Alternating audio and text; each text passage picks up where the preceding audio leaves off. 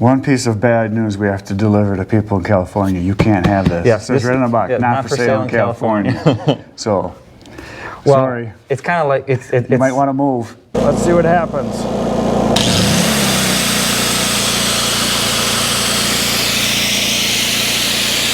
If you want to shut it down, you can just shut it down by pressing and holding on there. It turns red. Today, out in the wood yard, we got a new tool, and it's a Honda. Here we go.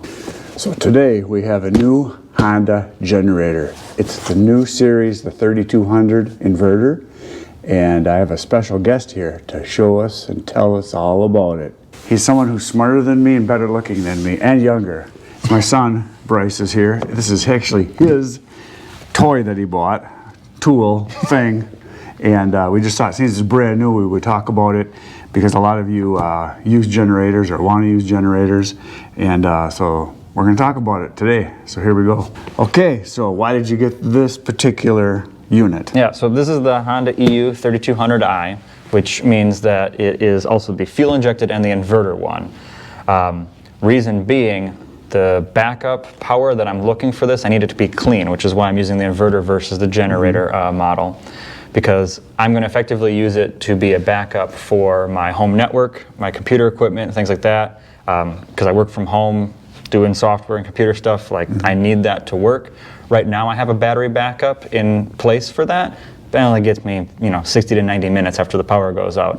Basically enough to shut everything down, save where I'm at, and then sit and wait for Wisconsin Public Service to come by and hook me back up. So now you said this one is linkable to another unit also. Correct, yep. So I could also have this one tie up to another EU3200i to give me 6,400 watts of peak power. I believe, if I remember correctly, it's on the side of the box, there's 2,600 watts is the continuous load. Yep. So with that, what I'm really looking to get is, I'm not a doomsday prepper. I just want to be prepared. It comes down to, I want to be able to run my furnace if I need to. It's a forced gas, natural gas furnace. So, about 1,000 watts, estimate that, because I need to run the blower and the igniter. But once that's running, I mean, as long as the gas lines keep serving gas, I could indefinitely run the furnace in that scenario. So that's one part of it. The other part of it being in the summer, that's a winter problem for us in Wisconsin. If you have aerial power like parts of my neighborhood does, I could lose connectivity if there's an ice storm. People have had that just this year out in Buffalo in New York, where they had the bomb cyclone. One down in Texas last year when they had that. That's true. Another rain, bomb cyclone. I think it was a bomb cyclone. But I mean, freezing rain, you don't think of it as a problem. Yeah. It's kind of a problem. Or like you and I were saying when we were talking, I think it was back at Christmas, people don't understand how fragile infrastructure is. We were talking about Southwest and all the flights being canceled, or like I was just down in Florida for work, and the FAA, you text me, you're like, are you stranded? Well, no, I booked a rental car right away because I'm paranoid and prepared like that. I wound up canceling it for free, but working in the industry I work in, you realize how fragile some of those systems are. Most people have no clue if one of our systems breaks down, whether it's the trucking industry, just getting the fuel to people, the electrical. And it all relies on software and knowing. And that's what he does. So yeah, and the thing. You're alive because of him, just so you guys know. Maybe, some industries. But you look at, like, just if the power grid goes out, it's this example, that's one thing. And it's, again, I'm not thinking that, I'm going to hold down in my bunker and have this running for 4 years. No, you're not. Like, you're not. You just need to last, like, a week in the case of one of those outages or something like that. Right, and you said, like, in the summer, around here, we have storms. Yep. You could easily have something happen that a lot of parts of the country don't have it, but in the Midwest here, we have basements and we have sump pumps. And like you said, you live in a low area. So if you have your power go out and your sump pump's not working, pumping water out of the basement, you can have a basement flood, and that's where you can have lots of problems. Yeah. Or, people would say, well, why don't you get a bigger one? Bigger's always better. Well, you know, I tried to go for kind of a compromise of a couple different things. Of I wanted it to be, you know, portable, usable, easily storable. So this goes on a shelf just right in the basement where it's nice and warm. It doesn't, you know, go outside in the shed or anything. So it stays ready to roll, and, you know, change the fluids out, the oil and the gas, make sure that that's all good to go. Right. See, a lot of people, like my dad, has two of the 2000 units, 2000 watt units, and they're very nice, and they're great for camping and great for, you know, portability and things like that, and they work great. But it's not quite big enough to do a lot of the stuff. You kind of, a lot of times when we're using it, you're like, well, we can do this, but we can't do that. And you got to turn that off so we can run this. You have a use case for it. Yeah, and this you could get a little more use out of. Like you said, being the fact that you can link them and you can go to 6400 would be real nice. And my buddy Tony, old best friend Tony, has a 3000 that he wanted to sell me, and I was thinking about buying it. Still thinking about buying it for myself, but it's the older version. But this is the newer one, and so let's talk about why this is better. Yeah, well, it's fuel injected versus carbureted. So if you are going to be storing it, granted I'm anal retentive on maintenance, but if you were leaving fuel in there, especially if you have ethanol in your fuel, which please don't do that. I mean, everybody knows run premium in a lot of the small equipment, but if you did, or if just a homeowner was just buying it and storing it, you could wind up gumming up the carb, the float bowl, all that. You don't want to do that because then you got to clean it if you want to use it. If you want to be able to use it in emergency, it needs to be ready. Right. So the fuel injected helps with that. Granted, there is some complexity with it. You know, you get some guys that would say, oh, well, that's more complicated. Or if there's an EMP from a nuclear strike, it's not. It could be damaged. Yeah, but you probably don't need your plug-in stuff if there's been you probably got bigger problems at that point. Bigger problems, yeah. Yeah, break out your Geiger counter.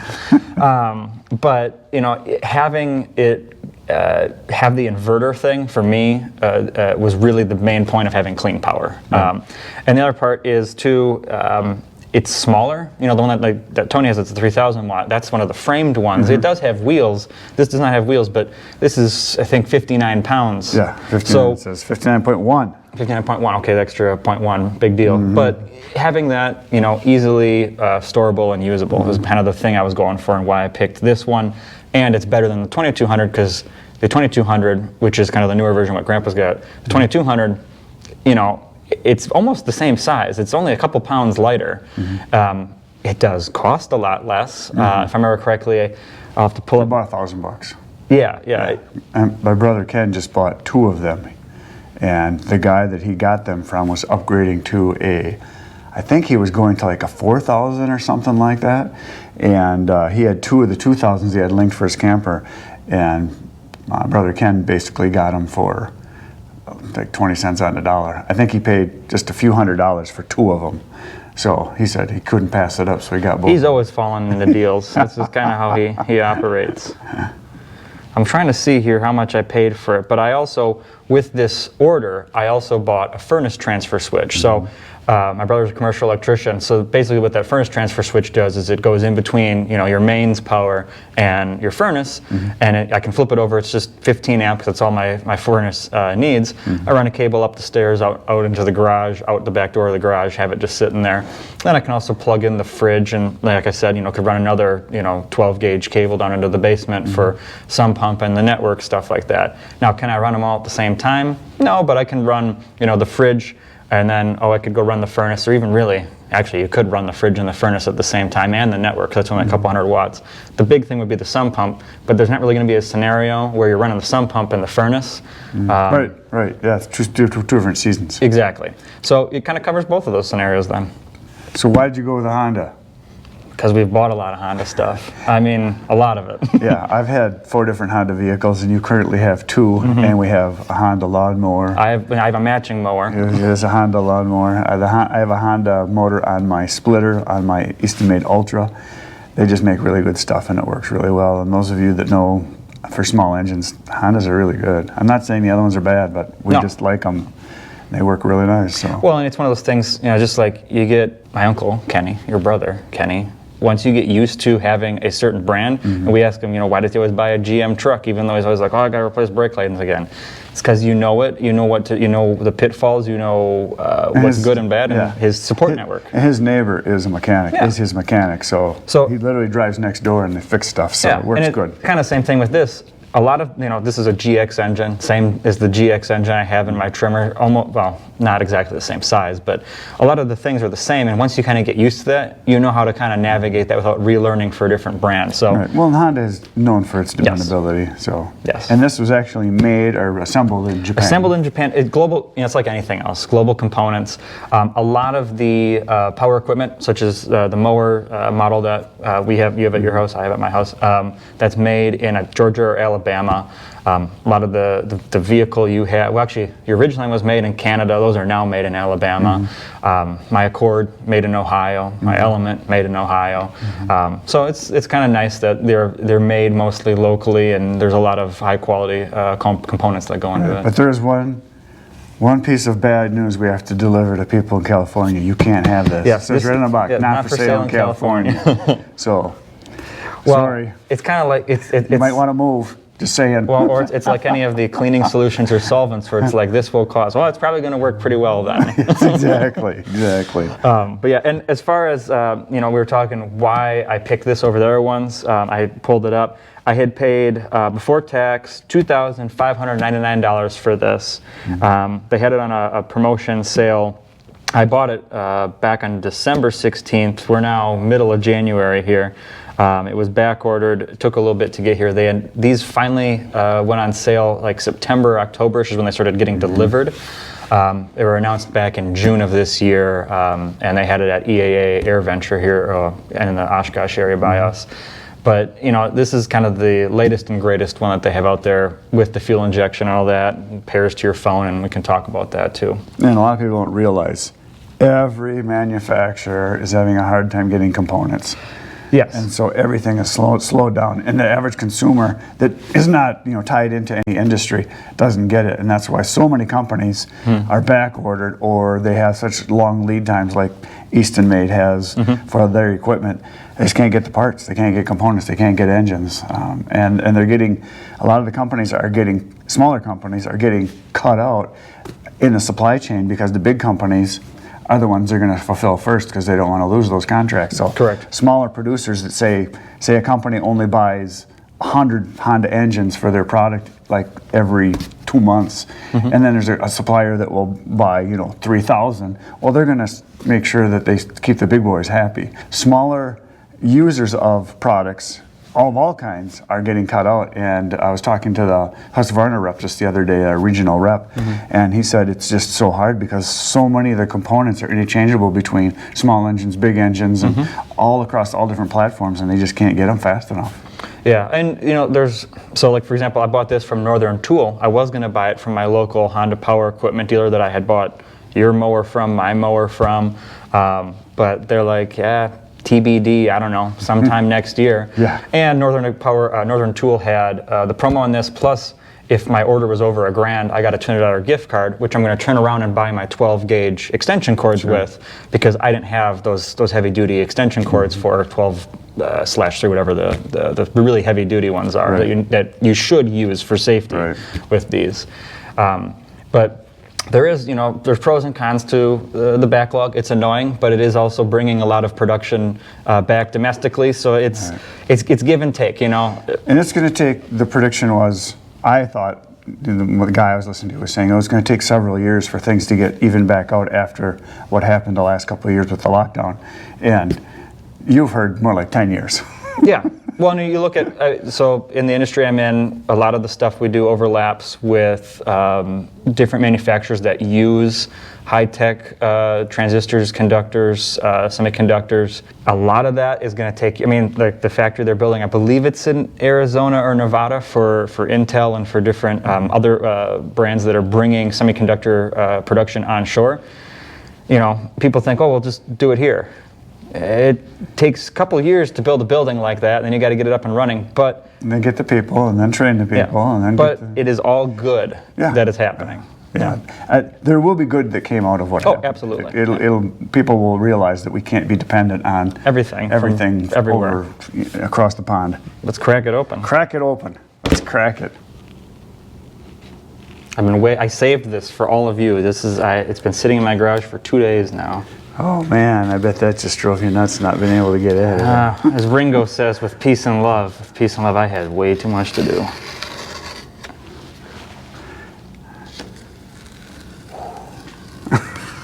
Oh no. Just like Christmas opening it up, huh? Well, not really, because I had to pay for it. You know, once you get older, you got to buy your own gifts, and it's not fun. Still fun to play with them, though.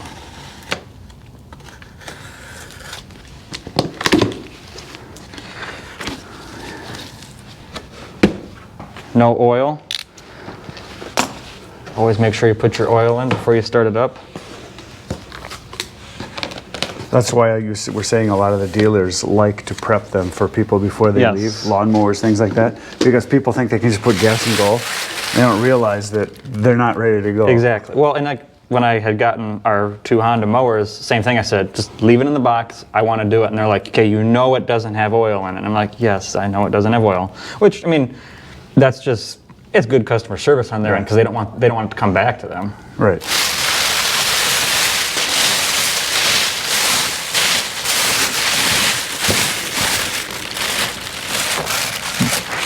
I can hold the box down if you can lift it.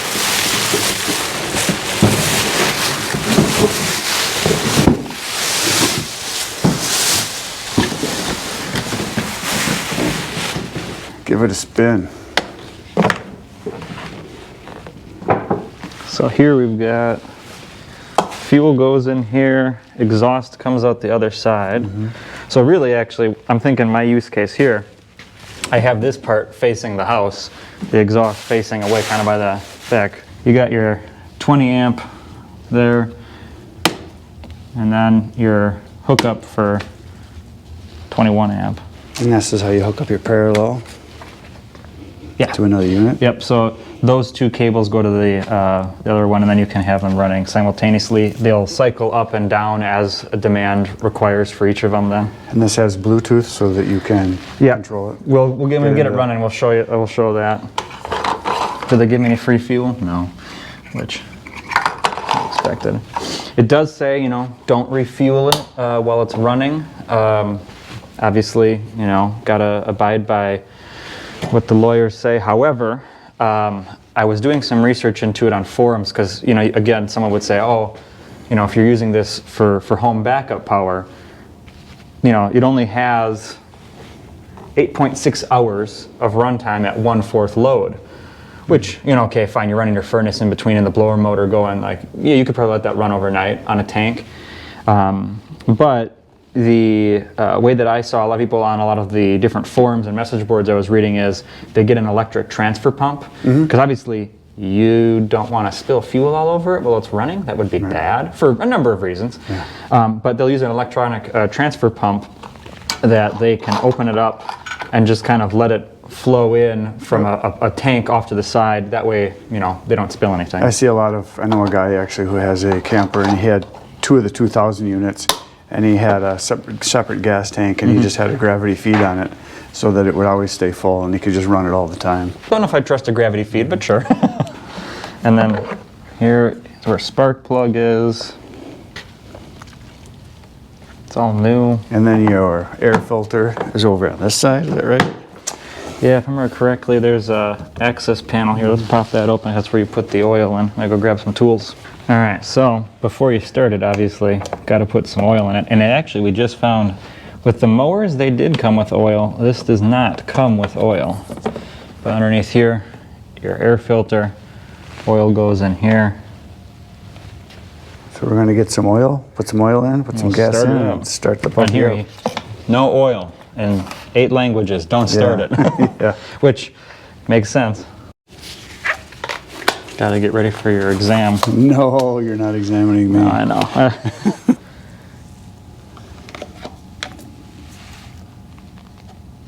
So we'll just dump one full one in. Yep, and it's full. So we can go start her up and see if it actually runs. All right, so we're outside now.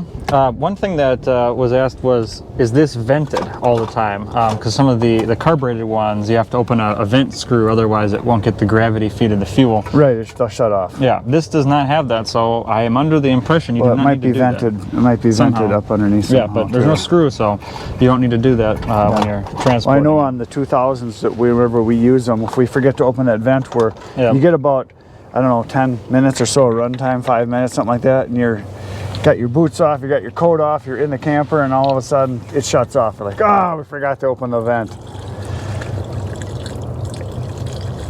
How big of a tank does this have? Do you know? I believe. Oh, 1.2 gallons. So that's pretty good. Yeah, I'm here. Show them the specs there while I'm doing this. 1.2 gallons. Yep. Right there, 1.2 gallons. 8.6 hours at quarter load. 59 pounds. Decibels of 50 something. 54 decibels. Yeah. Oh, yours doesn't seal tight either. Mine shuts off instantly. When it's cold, it doesn't. No. Got a drip on it. Well, when I feel the snowblower in the garage, I try and do that because I don't like it smelling like gas. But so is there a primer on it at all? Or no, it's nothing? all auto choke, just like the electric start mower.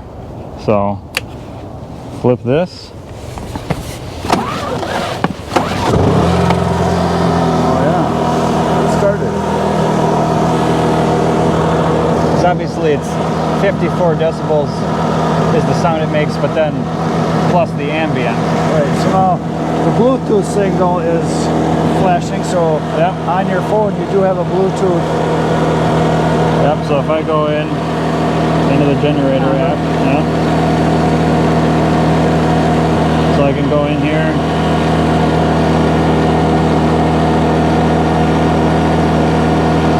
So to get the Bluetooth to work, what'd you do? So serial number, which was actually on the box here, didn't want to find it on here, but underneath this cover here, there's a QR code you scan. It's the password to pair it up effectively. So now we're here in the app and it's saying, okay, use only outdoors, yada yada. So we'll start it up here, flip the switch back on.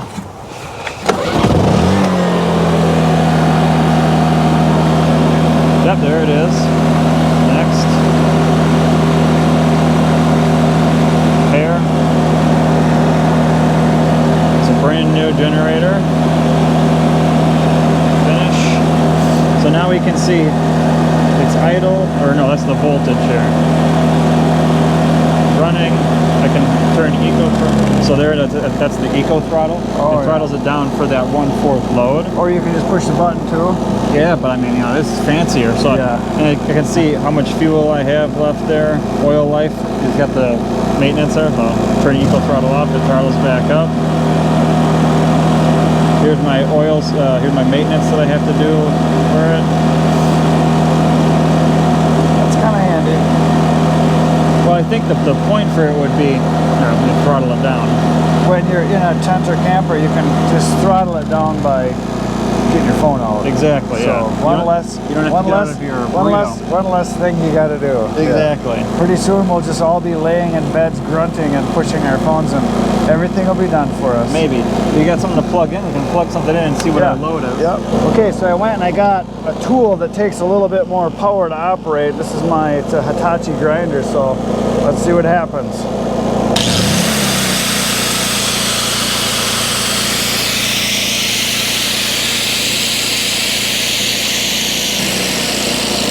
So it takes around 400. Yeah. And I didn't put enough fuel in, as you can tell. I just put a little splash in, but Yeah, well, there you go. it runs. It works. And honestly, like on the eco throttle level, if you're running it just to run your camper furnace or whatever, it's not that bad. No. Okay, so we ran the grinder there just a little bit. It was running 400, and Yep. you've got 2600, 3200 peak, so Yep. you could run several things off of this. You no could problem. grind so many things. You could do a lot of stuff. I just thought that was something a little more powerful than just some little bitty electronic device. Yeah. And so now he's got a new thing to show you what you can do at the end here. You could, if you're old, you could use the switch. Tip it this way, I can see the Otherwise, screen. if you want to shut it down, you can just shut it down by pressing and holding on there. It turns red. Gotta and be then it shuts 75 down. feet away, it says. Yeah. And it shuts it down. Well, it's saying that, like it says in the manual, of don't just put it back in your house or in a confined space when it's hot, right. if you've been running it. Right. And then you confirm that it's been shut down. You flip it to off, otherwise because you can't turn it back on. You got to cycle it back to off and kill it. But yeah. So there you go, folks. The Honda EU3200i. Yes, EU3200i. He's going to be giving this to me soon. No, it's, I don't think about it's for him to use. But yeah, we thought it'd be something kind of cool. It's a new product that is out, that a lot of you are interested in generators, and this obviously is going to be a little better and more powerful than a little battery pack, like some of the things that I've had on the channel. But it's nice to have options Yeah. so that you can have different things. So there it is. That's it for today, folks. You know what to do. Poke the buttons. I'll be back tomorrow, 5:30 a.m. with another video for you. Between now and then, there's 900 videos waiting for you to watch. Good night, everybody.